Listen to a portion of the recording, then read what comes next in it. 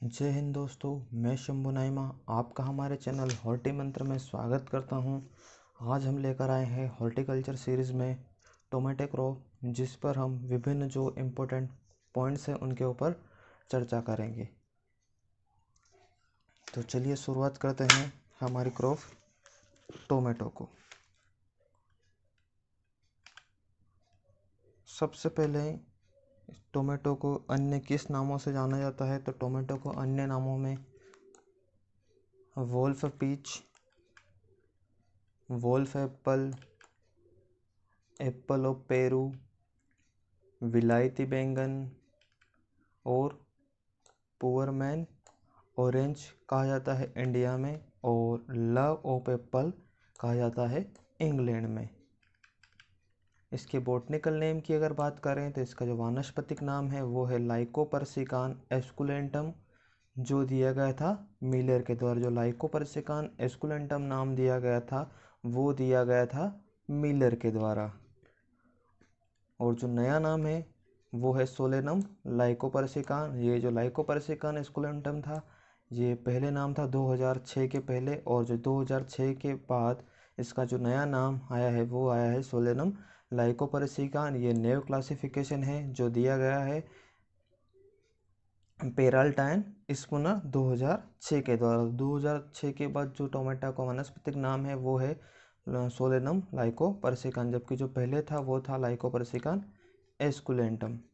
Family की बात करें तो जो टोमेटो की फैमिली है वो है सोलेनेसी फैमिली, और क्रोमोसोम नंबर है इसका 2n बराबर 24। मतलब इसका जो क्रोमोसोम नंबर है वो है 24 इसका क्रोमोसोम नंबर है। ओरिजिन की बात कर ली जाए तो जो टमाटर का उत्पत्ति स्थान है वो है साउथ अमेरिका। एंसेस्टर मतलब इसका जो पूर्वज है वो कौन सा है? तक एंसेस्टर ऑफ कल्टिवेटेड टोमेटो, जितने भी कल्टिवेटेड टोमेटो इसका एंसेस्टर कौन है? तो उसका जो एंसेस्टर है वो है सोलेनम लाइकोपर्सिकान, वेराइटी है क्रासी सेरासीफोरम। सेरासीफोरम इसकी जो है वो इसका वेराइटी है एंसेस्टर की, और जो बॉटनिकल नेम है उसका solanum lycopersicon, variety cerasiforme. It is universal protected food. इसको यूनिवर्सल प्रोटेक्टेड फूड माना जाता है क्योंकि सबसे ज़्यादा प्रिजर्वेशन टोमेटो का ही किया जाता है। Tomato is world largest cultivated vegetable after potato and sweet potato. Potato और स्वीट पोटैटो के बाद अगर कोई सब्जी की खेती की जाती है तो वो की जाती है टोमेटो की। About 33% of total tomato growing area covered with F1 hybrid. जितना भी टोमेटो कल्टीवेटेड किया जाता है वर्ल्ड में उसके 33% में केवल और केवल F1 हाइब्रिड को लगाया जाता है। जितनी खेती की जाती है टोमेटो की ओवरऑल, उसमें से 33% एरिया है वो F1 हाइब्रिड का होता है। Cultivated tomato is two type. जो कल्टीवेटेड टोमेटो है वो दो प्रकार का होता है। फर्स्ट होता है इनडिटर्मिनेट टाइप, जिसकी खेती जनरली ग्रीन हाउस में की जाती है, जिसको स्टेकिंग की आवश्यकता होती है। क्योंकि इसकी जो ग्रोविंग हैबिट है वो लता या वाइन की टाइप होती है, जिससे ये ऊपर की ओर बढ़ती है, तो इसको सहारा देने की आवश्यकता पड़ती है। बेल वाली प्रकृति की इसकी होती है, तो इसके कारण इसको सहारा देने की आवश्यकता होती है। किसको? Indeterminate type. दूसरा टाइप होता है determinant type for open field and processing purpose. इसकी खेती जनरली ओपन फील्ड और प्रोसेसिंग पर्पस के लिए की जाती है। इसकी हाइट जो इनडिटर्मिनेंट टाइप है उसकी तुलना में कम होती है। Training, staking and pruning are followed in indeterminate type, और ये सिंगल स्टेम टोमेटो है।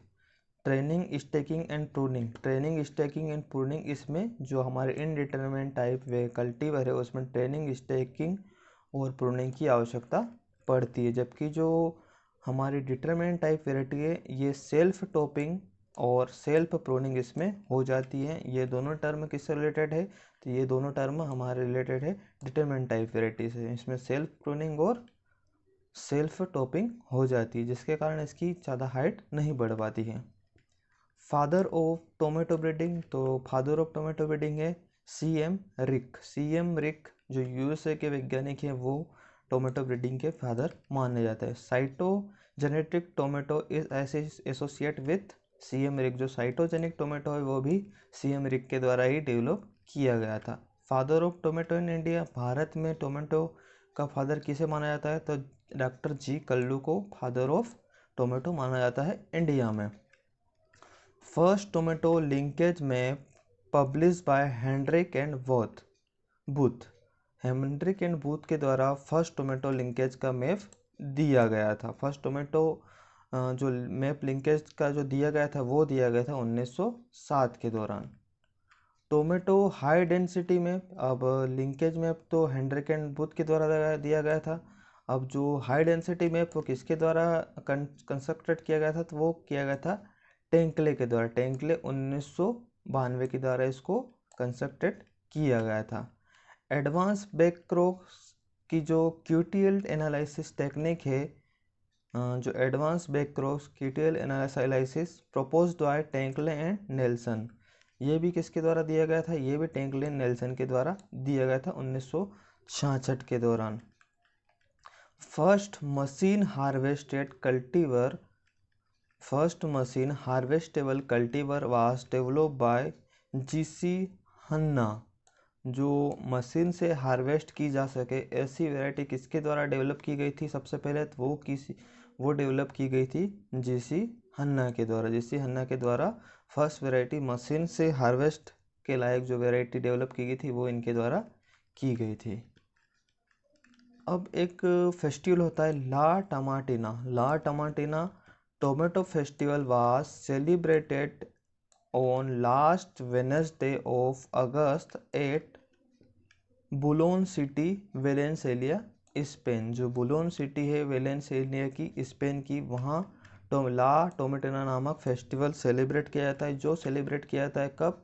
लास्ट वेडनेसडे ऑफ अगस्त के लास्ट वेडनेसडे को ये टोमेटो फेस्टिवल सेलिब्रेट किया जाता है, जिसमें जैसे भारत में लोग होली खेलते हैं ऐसे ही लोग वहाँ टोमेटो को एक दूसरे पर फेंकते हैं।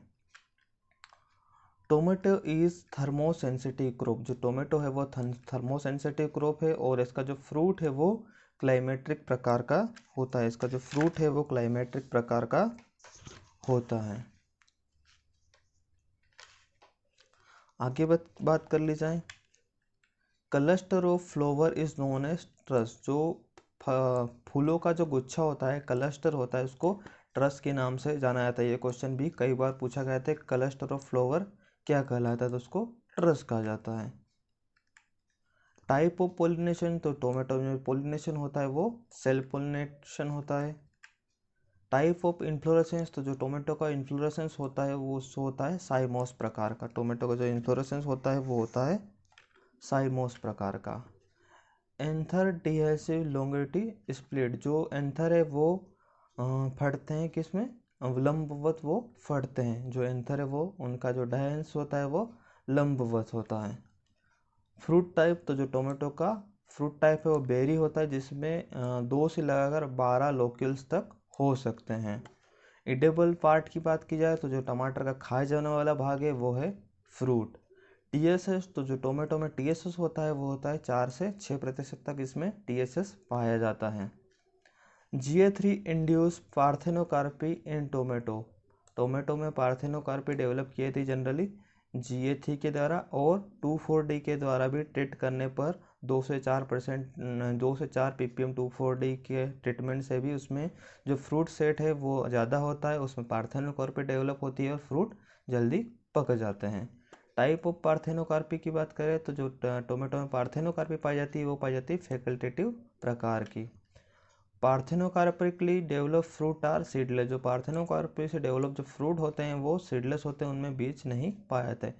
बोरोन और zinc important micronutrient require for production of tomato for long distance market. अगर लॉन्ग डिस्टेंस मार्केट के लिए अगर टोमेटो की खेती की जा रही है तो जो बोरोन और जिंक है वो मोस्ट इम्पोर्टेबल माइक्रोन्यूट्रिएंट हो जाते हैं। ये पौधे के लिए काफ़ी ज़रूरी है अगर हमें फ्रूट को लॉन्ग डिस्टेंस के लिए भेजना है।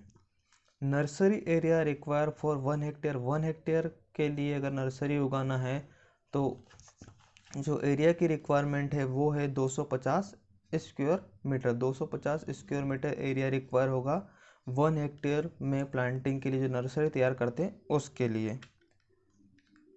सीड रेट की बात कर ली जाए तो जो जनरल सीड रेट है वो है 400 से 500 ग्राम प्रति हेक्टेयर। ये क्वेश्चन भी कई बार पूछा गया है। सीड रेट अगर हाइब्रिड वेराइटी की सीड रेट की बात करें तो 100 से 150 ग्राम इसका सीड लगता है हाइब्रिड सीड। हार्डनिंग जो नर्सरी के में पौधों की हार्डनिंग की जाती है वो CCC के द्वारा की जाती है। 33% of tomato growing area covered by F1 hybrid. जो 33% एरिया है कवर्ड वो करता है कौन? F1 hybrid. टोमेटो के जो सीड में ऑयल पाया जाता है वो 24% ऑयल उसमें पाया जाता है। अब टेंजरिन कलर ड्यू टू प्रोलाइकोपिन, जो टोमेटो का हल्का लाल या थोड़ा पीला जो टोमेटो होता है, लाल पीला, उसका जो कलर का जो कारण है वो होता है प्रोलाइकोपिन के कारण। प्रोलाइकोपिन के कारण ही उसका जो टेंजरिन कलर है वो प्रोलाइकोपिन के कारण होता है। जबकि जो रेड कलर है वो उसका जो कारण है वो लाइकोपिन है। जो रेड कलर है वो लाइकोपिन के कारण होता है। जबकि जो येलो कलर का जो कारण होता है टोमेटो का वो होता है बीटा कैरोटीन। जो येलो कलर है वो बीटा कैरोटीन के कारण होता है, लाल कलर लाइकोपिन के कारण होता है, और टेंजरिन जो कलर होता है वो प्रोलाइकोपिन पिगमेंट के कारण होता है। Lycopene is natural carotenoid. जो लाइकोपिन है वो नेचुरल केराटिनॉइड है। और tomato fruit is rich source of carotene, lycopene और B carotene. Tomato is rich source of vitamin C. Tomato में विटामिन सी पाया जाता है 20 से 25 मिलीग्राम प्रति 100 ग्राम, और पोटेशियम पाया जाता है 200 से 210 मिलीग्राम इन 100 ग्राम। लाइकोपिन 20 से 50 मिलीग्राम 100 ग्राम में। टोटल शुगर पाया जाता है 25% इन राइप फ्रूट। अमीनो एसिड पाया जाता है 100 से 300 ग्राम मिलीग्राम प्रति 100 gram. Tomatine is steroidal glycoside present in tomato. जो टोमाटिन नाम का एक स्टेरॉयड ग्लाइकोसाइड ग्लाइको एल्कोलाइड्स पाया जाता है, ये पाया जाता है टोमेटो में। और ये भी जो टोमेटिन है कंटेंट ये हायर होता है लीव्स और फ्लोवर में, उसके बाद ये फ्रूट में पाया जाता है। मतलब ये फ्रूट में टोमेटिन नाम का स्टेरॉयड ग्लाइको एल्कोलाइड जो पाया जाता है वो पाया जाता है मेनली फ्रूट और फ्लोवर में, लीव्स और फ्लोवर में, उसके बाद ये पाया जाता है फ्रूट के अंदर। Aroma of fruit is due to sulpholine. जो टोमेटो के जो फ्रूट का जो खुशबू होती है वो होती है सल्फोनियम के कारण। और जो एसिडिटी होती है वो होती है साइट्रिक एसिड के कारण। जो एसिडिटी होती है वो साइट्रिक एसिड के कारण होती है। मैक्सिमम एसिडिटी जो होती है वो होती है 0.39 to 1% is found in pink stage में। सबसे ज़्यादा एसिडिटी जो पाई जाती है वो पिंक स्टेज पर पाई जाती है। ऑप्टिमम टेम्परेचर की बात कर ली जाए जनरली तो वो होता है 20 से 24 डिग्री सेल्सियस। जर्मिनेशन के लिए चाहिए 18 से 30 डिग्री सेल्सियस, और पॉलिनेशन के लिए फेवरेबल टेम्परेचर है वो है 21 डिग्री सेल्सियस। लाइकोपिन प्रोडक्शन के लिए जो टेम्परेचर चाहिए वो चाहिए 21 से 24 डिग्री सेल्सियस, ये मोस्ट इम्पॉर्टेंट है। और लाइकोपिन रिड्यूस होने लगता है कब? जब टेम्परेचर 27 डिग्री से ऊपर अगर होने लगे तो जो लाइकोपिन वो है रिड्यूस होने लगता है, और 30 डिग्री के बाद वो बिल्कुल ही बनना बंद हो जाएगा। नॉट डिज़ायरेबल है तो 16 डिग्री से कम और 27 डिग्री से ऊपर का तापमान इसके लिए फेवरेबल नहीं है। Optimum CO2 concentration in green house for tomato cultivation. तो जो ग्रीन हाउस में जो CO2 का कंसंट्रेशन होना चाहिए वो होना चाहिए 4000 ppm। और ऑप्टिमम रिलेटिव ह्यूमिडिटी होनी चाहिए ग्रीन हाउस में 60 से 70%। मतलब 60 से 70% तो वहाँ की ह्यूमिडिटी होनी चाहिए ग्रीन हाउस की। और जो CO2 का कंसंट्रेशन होना चाहिए वो 400 ppm होना चाहिए। म्यूचुअलिटी इंडेक्स की बात करें तो फॉर डिस्टेंस मार्केट के लिए इसको मैच्योर ग्रीन स्टेज पर हार्वेस्ट किया जाता है। और जो लोकल मार्केट के लिए अगर हार्वेस्ट करना है तो वो ब्रेकर स्टेज पर जिसमें 10% लाइकोपिन हो उस पर इसको हार्वेस्ट करना चाहिए। Assessment of tomato fruit firmness by durometer. जो ड्यूरोमीटर है उसके द्वारा जो टोमेटो की जो हार्डनेस का पता लगाया जाता है, फर्नेस का वो लगाया जाता है ड्यूरोमीटर के द्वारा, जिसमें क्या किया जाता है कि इस मीटर को जो टोमेटो की स्किन है उसके ऊपर प्रेस किया जाता है, जिससे ये पता लगता है कि उसकी हार्डनेस कितनी है। Cherry tomato is preferred for exporting in European countries. जो चेरी टोमेटो है उसको जनरली यूरोपियन कंट्री में एक्सपोर्ट करने के लिए लगाया जाता है। प्री कूलिंग टेम्परेचर की बात करें तो जो टोमेटो का प्री कूलिंग टेम्परेचर है वो है 13 डिग्री सेल्सियस, और जो बेस्ट स्टोरेज टेम्परेचर है वो है 12 से 15 degree Celsius. Best method for seed extraction, तो जो सीड एक्सट्रैक्शन की सबसे बेस्ट मेथड है वो है अल्कली ट्रीटमेंट, जिसमें 10% वाशिंग सोडा का उपयोग किया जाता है। सीड यील्ड की बात करें तो जो एवरेज सीड यील्ड है वो 100 से 120 केजी प्रति हेक्टेयर तक इसके सीड प्राप्त हो जाते हैं। वेराइटी की बात कर ली जाए तो जो ट्रांसजेनिक वेराइटी है वो है फ्लेवर सेवर। जो फ्लेवर सेवर है वो ट्रांसजेनिक वेराइटी है और लॉन्ग इसकी सेल्फ लाइफ होती है। ये और डेवलप की गई थी केलेजिन कंपनी के द्वारा। अगली वेराइटी आती है introduce variety from USA. USA से कौन कौन सी वेराइटी इंट्रोड्यूस की गई थी, उसमें सबसे पहले ये रोमा कई बार पूछी गई है, लोबोनिता, सायोक्स, मार्वल, बेस्ट ऑफ ऑल और मनी मेकर जो है इंट्रोड्यूस वेराइटी है यूएसए से इसको इंट्रोडक्शन किया गया था। इंडिटरमिनेट टाइप वेराइटी तो पूषा रूबी, सायोक्स, बेस्ट ऑफ ऑल और मार्गलोब इसकी indeterminate type variety. Determinate type variety की बात करें तो रोमा, पूषा शीतल, पंजाब छुआरा इसकी डिटरमिनेट टाइप वेराइटी है।